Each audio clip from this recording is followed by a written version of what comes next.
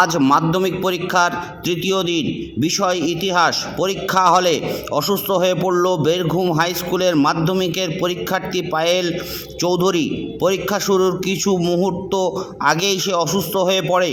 পরীক্ষা কেন্দ্র থেকে গোবরডাঙ্গা থানার পুলিশের তৎপরতায় তাকে নিয়ে আসা হয় হাবড়া স্টেট জেনারেল হাসপাতালে।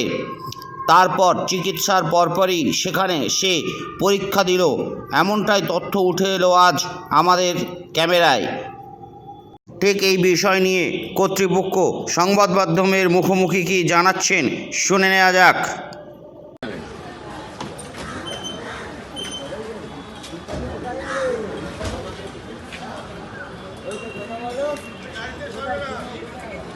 আজকে মাধ্যমিকের হিস্ট্রি পরীক্ষা ছিল।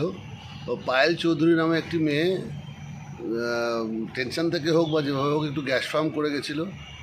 তো তাকে হসপিটালে নিয়ে যাওয়া হয়েছে। আমাদের স্কুলের টিচাররা ছিলেন, হেডমাস্টার ছিলেন এবং প্রশাসন খুব তৎপরতার সাথে তাকে পরীক্ষার ব্যবস্থা করেছেন। হাবড়া হসপিটালের সুপারিনটেনডেন্ট উনি ব্যবস্থা করে দিয়েছিলেন। তো সুপারিনটেনডেন্টের ঘরে বসে পরীক্ষাটা দিয়েছে এবং এখন উনি সুস্থ আছেন। পরীক্ষা দেওয়ার পরে ওনাকে ছেড়ে দেওয়া হয়েছে। প্রশাসনকে এবং স্কুলের সমস্ত টিচার, হেডমাস্টার সবাইকে ধন্যবাদ জানাই তৎপরতার সাথে আজকে এই মেয়েটিকে হসপিটালাইজ করে তাকে সুস্থ করে তাকে পরীক্ষার ব্যবস্থা করানোর জন্য।